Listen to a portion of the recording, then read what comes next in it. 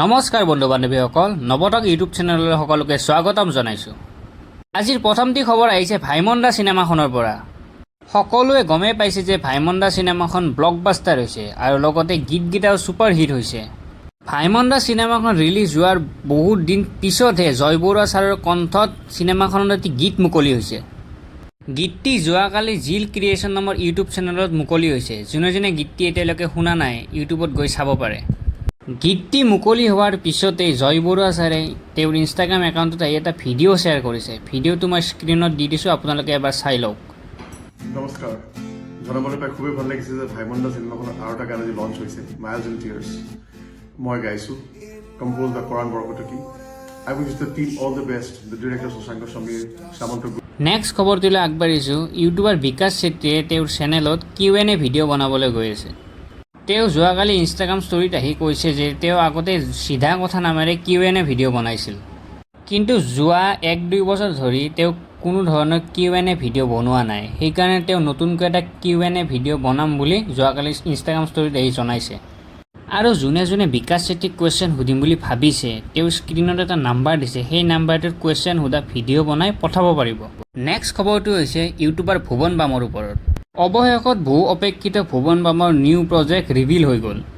যোৱা ভিডিঅ'ত মই জনাইছিলোঁৱে যে ভুৱন বামৰ নিউ প্ৰজেক্ট আহি আছে আৰু ইনষ্টাগ্ৰাম ষ্টৰীত আহি তেওঁ জনাইছিল যে মানডে ৰিভিল হ'ব বুলি। তো যোৱাকালি ৰিভিল হৈয়ে গ'ল। ভুৱন বামৰ নতুন এখন ৱেব ছিৰিজ আহি আছে আৰু যোৱাকালি ৱেব ছিৰিজখনৰ ফাৰ্ষ্ট লুক দেখিবলৈ পোৱা গৈছে আৰু ৱেব ছিৰিজখনৰ নাম হৈছে দ্য ৰেভলিউচনাৰিজ। আৰু এই ক্ষেত্ৰত ভুৱন বামেও তেওঁ ইনষ্টাগ্ৰাম ষ্টৰীত আহি জনাইছে যে ইউটিউব চে এমাজন প্ৰাইম ভিডিঅ' তক কা সফৰ, this is just beginning, go show' some love. তেতিয়াহ'লে নেক্সট খবৰটো দিবলৈ ওলাইছোঁ পূৰব জা আৰু অপূৰ্বা দ্য ৰেবেল কিডৰ বিষয়ে। পূৰব জাই ট্ৰেটাৰ্ছৰ ওপৰত এটি পেৰডি ভিডিঅ' ওলাবলৈ গৈ আছে আৰু পূৰব জাই সেই ভিডিঅ'টোত ট্ৰেটাৰ্ছৰ চব কেৰেক্টাৰৰ ওপৰত পেৰডি কৰিব। তাৰে ভিতৰত এটা কেৰেক্টাৰ হৈছে অপূৰ্বাৰ পেৰডি কৰিয়ে পূৰব জাই যোৱাকালি এটা ৰীল পোষ্ট কৰিছে। ৰীলটো এবাৰ আপোনালোকে চাই লওক। भाई इस शो ने मुझे इतना ट्रॉमा दिया, सही बता रही हूँ। एंड में तो मैंने बोला यस मुझे निकाल दो, आई एम अ ट्रेटर, मुझे कोई फर्क ही नहीं पड़ता, घंटा I am a TRP. Ashish ji और रफ्तार भाई, ओ शिट मैंने गाली नहीं दी, सॉरी। নেক্সট খবৰটো হৈছে যে ভাইৰেল চেনচেশ্যন ইণ্ডোনেছিয়াৰ বোট ডেন্সিং কিডৰ বিষয়ে।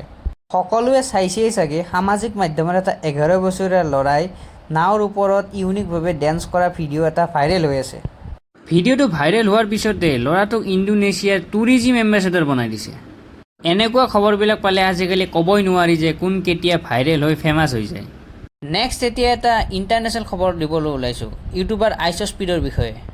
সকলোৱে গমেই পায় যে ইউটিউবাৰ আইচস্পীডে উৎপতীয়া ভিডিঅ'ৰ বাবে বহুত ভাইৰেল হৈ থাকে, কিন্তু এইবাৰ স্পীডে উৎপতীয়া ভিডিঅ'ৰ বাবে নহয়, স্পীডে এটা ৰেকৰ্ড ব্ৰেক কৰিছে আৰু ৰেকৰ্ডটো হৈছে ইউটিউব আৰু টুইটছৰ লাইভ ষ্ট্ৰীমৰ ওপৰত। স্পীডে এটা সময়তে ইউটিউব আৰু টুইটছত একেলগে লাইভ ষ্ট্ৰীম কৰি আছিল আৰু স্পীডৰ সেই লাইভ ষ্ট্ৰীমত ইউটিউবত ৱাটছিং আছিল 440K আৰু টুইটছত ৱাটছিং আছিল ক'ব পাৰি 50K।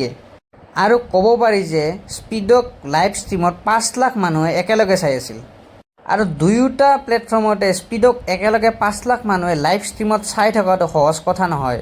এইটো নিশ্চয় ৰেকৰ্ড ব্ৰেক কৰিবই। লগতে ক'ব পাৰি যে স্পীডে উৎপতীয়া ভিডিঅ'ৰ বাবেতো ভাইৰেল হৈ আছে আৰু এনেকুৱা ৰেকৰ্ড ব্ৰেকিং লাইভ ষ্ট্ৰীমৰ বাবেও ভাইৰেল হৈ আছে। আৰু মিষ্টাৰ বিষ্টেও স্পীডৰ এই ৰেকৰ্ডটোৰ ওপৰত ৰিয়েক্ট কৰি এটা কমেণ্ট দিছে। কমেণ্টটো মই স্ক্ৰীণত দি দিছোঁ, আপোনালোকে এবাৰ চাই লওক। তেতিয়াহ'লে আজিৰ ভিডিঅ'টো ইয়াতেই সমাপ্ত কৰিছোঁ। ধন্যবাদ।